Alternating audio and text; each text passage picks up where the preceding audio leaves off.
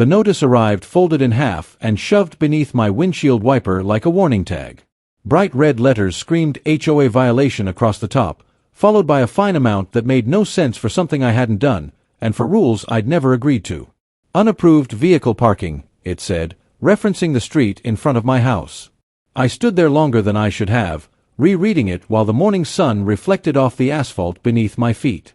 The irony wasn't lost on me. That stretch of road hadn't been maintained by the HOA in years, and yet here they were, claiming authority over it. I peeled the paper free and folded it carefully, already knowing this wasn't going to end with a polite phone call. 2 hours later, the HOA president showed up in person, clipboard tucked against her chest like armor. She didn't knock. She stood at the edge of the driveway and announced herself, loud enough for the neighbors to hear. Her tone carried that practiced confidence people use when they assume compliance is guaranteed. She launched into a speech about community standards, bylaws, and escalating penalties, pointing repeatedly at the street as if it belonged to her. When she finally paused, waiting for an apology, I said the one thing she clearly wasn't prepared for. "I'm not in your HOA." The smile vanished instantly. She laughed once, sharp and dismissive, and told me everyone on this block was subject to their authority. I calmly repeated myself. That's when her voice changed. The clipboard came up like a shield, and she stepped closer, lowering her tone as if that made her more official. She warned me about liens, towing, legal action, all the greatest hits. I asked her to show me the document that proved the HOA owned or controlled the street. She flipped through her papers, clearly irritated, then snapped that she didn't need to prove anything. "We've always enforced here," she said. A few neighbors had stopped pretending not to watch, peering through blinds and over fences. I could feel the moment stretching, the tension thickening. I told her she was free to leave another notice if she wanted, but it wouldn't change the facts. Her jaw tightened, and she did something that told me everything about how this would escalate.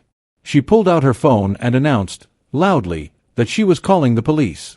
"If you won't comply," she said, "we'll let law enforcement explain it to you."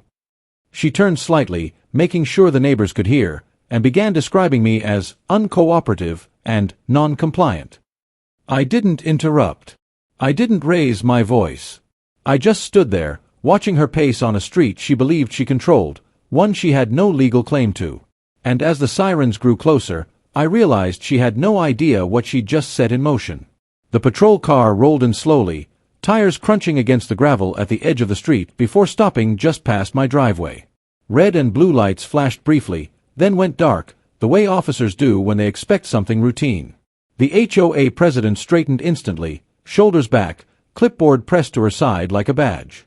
She met the officer halfway, already talking before he could even ask a question. From where I stood, I could hear fragments, refusing to comply, community rules, ongoing violations. She gestured toward me without looking, confident the situation was already decided. The officer listened, calm and neutral, nodding just enough to keep her talking. When he finally turned to me, his expression was professional but curious. He asked for my side of the story, and I gave it to him plainly. I explained that I wasn't part of the HOA, had never signed any agreement, and had received a violation for parking on a street I believed wasn't under their control. The HOA president interrupted immediately, snapping that belief didn't matter, that enforcement had always applied here. The officer raised a hand to slow things down and asked the simplest question in the world. "Do you have documentation showing this property falls under your HOA?" She didn't hesitate. She said yes. She flipped through her folder with dramatic precision, producing maps and printed bylaws like props in a well-rehearsed play. She pointed at shaded areas, traced lines with her finger, and spoke with the certainty of someone used to winning arguments by volume alone. The officer studied the papers carefully, then asked something that visibly rattled her. "Is this an ownership map or an enforcement boundary?" The pause that followed was long enough to be noticed by the neighbors now openly watching from their porches. She insisted it didn't matter. The officer disagreed, politely, but firmly. I waited until he looked back at me before speaking. I asked him if he'd mind checking the county property records. "Not for my house, for the street." The HOA president scoffed, waving a hand as if the suggestion were ridiculous. "That's private HOA infrastructure," she said. "It always has been." The officer didn't argue. He stepped back to his car and called it in.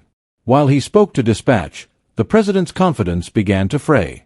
She adjusted her stance, checked her phone, and muttered about how unnecessary this all was. I could feel the shift happening in real time.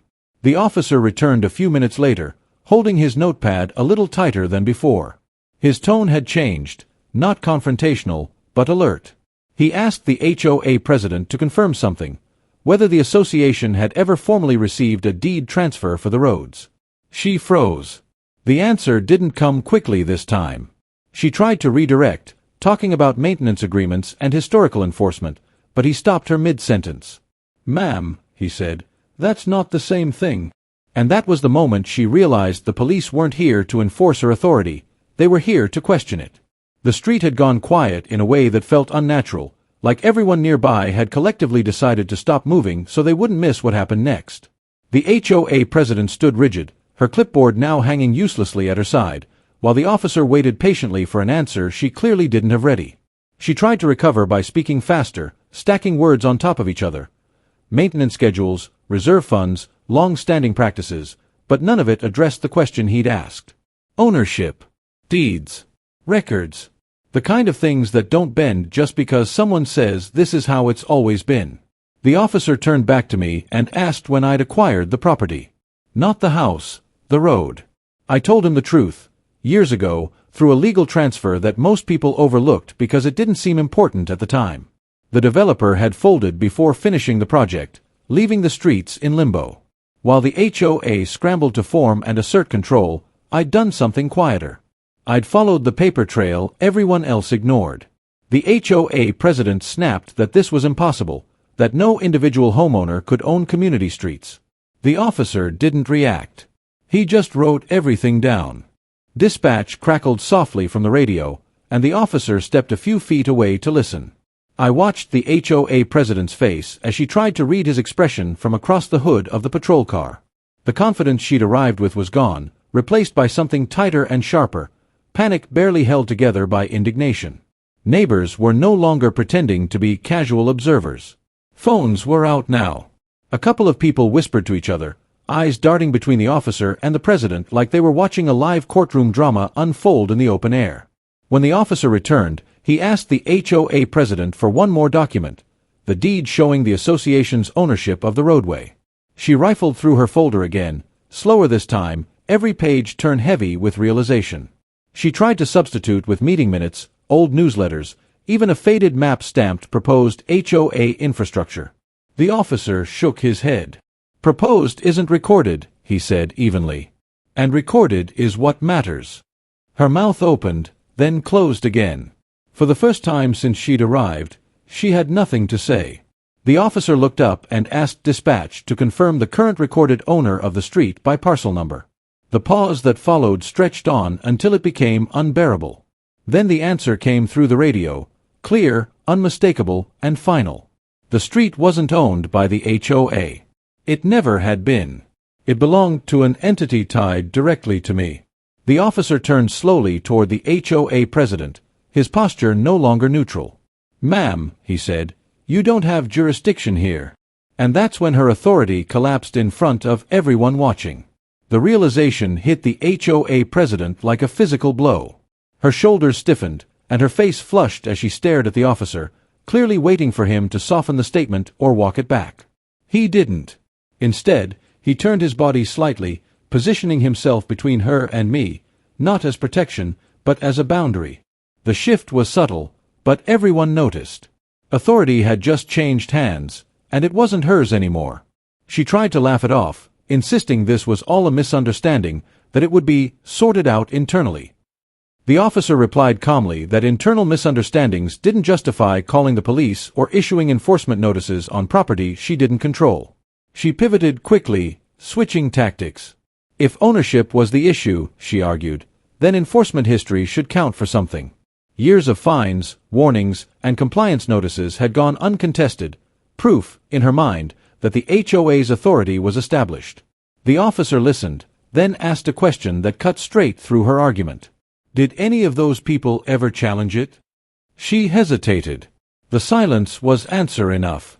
Long-standing behavior didn't equal legal authority, And everyone standing there understood it now. A murmur rippled through the small crowd of neighbors, some nodding as old frustrations finally found validation. Frustration boiled over into anger. The HOA president accused me of intentionally undermining the community, of exploiting a technicality for personal gain. She raised her voice, gesturing wildly, pointing at the street as if sheer insistence could reclaim it. The officer stopped her mid-sentence and warned her to lower her tone. He reminded her that harassment claims didn't disappear just because someone held a board position. That word, harassment, hung in the air, heavy and unmistakable. A few neighbors exchanged glances, suddenly aware of how far this situation had gone. Then came the part she hadn't anticipated. The officer asked why the HOA had continued issuing violations and threatening legal action without verifying ownership. He asked whether board counsel had ever reviewed the deeds, whether anyone had confirmed jurisdiction before calling law enforcement. Each question landed harder than the last, peeling away layers of assumed authority. She deflected, blaming past boards, outdated records, poor communication. None of it mattered. The officer noted everything, pen moving steadily across the page as if documenting something far bigger than a parking dispute. When he finished, he turned to her and explained, clearly, and in front of witnesses, that the HOA had no standing to enforce rules on that street, tow vehicles, or issue fines there. Continuing to do so could expose the association to serious legal consequences. The president opened her mouth to argue again, then stopped herself. For the first time since she'd arrived, she looked uncertain. Small. The crowd was silent now, waiting for what came next. And that was when the officer asked a question that would change everything. How many homeowners have you fined on this street? The question landed like a gavel strike. The HOA president didn't answer right away, her eyes darting toward the small crowd that had gathered along the sidewalk. The officer waited, patient but unmoving, giving her just enough time to realize that silence wasn't helping her anymore. Finally, she muttered a number, then corrected herself, then admitted she wasn't sure. Dozens, maybe more. Years of citations, late fees, threats of liens, all issued on a street the HOA never owned. A ripple of disbelief moved through the neighbors. Some looked angry. Others looked relieved. A few looked like they were mentally replaying every fine they'd ever paid without question. The officer's tone shifted from inquiry to warning. He explained, calmly but firmly, that enforcing rules without jurisdiction wasn't just a mistake. It could be considered harassment, and potentially fraud, depending on intent. He told her she needed to stop all enforcement on the street immediately. No more notices. No more fines. No more threats. If any further action was taken, the next call wouldn't be hers to make. The president nodded stiffly, face pale now, her earlier confidence completely erased. She no longer looked like someone in charge. She looked like someone trying to avoid consequences. One by one, neighbors began to speak up. A man down the block asked if that meant his towing fees were illegal. A woman near the corner wanted to know about the lien letters she'd received years earlier. The officer didn't give legal advice, but he did tell them something important. They had the right to consult an attorney, and they had the right to demand records. The HOA president tried to interrupt, but the crowd had turned. Voices grew louder. Questions sharper. Control slipped through her fingers in real time. Before leaving, the officer pulled me aside briefly. He told me, quietly, that calling the police had been a mistake on the HOA's part, and that documentation mattered more than assumptions. He advised me to keep records of everything and suggested I might want legal counsel myself. As he drove away, the street felt different. Lighter. The HOA president gathered her papers without another word and walked back to her car, avoiding eye contact as neighbors watched her go. Her authority hadn't just been challenged, it had been publicly dismantled. That evening, messages started appearing in the neighborhood group chat. People comparing notes, sharing old notices, talking about refunds and audits and lawyers. Someone mentioned the word class action. Another asked who had approved enforcement in the first place. I stood at the end of the street as the sun dipped below the rooftops, looking at a road that had never belonged to the HOA, and finally, everyone knew it. Because this wasn't the end of the story. It was the beginning of the lawsuits.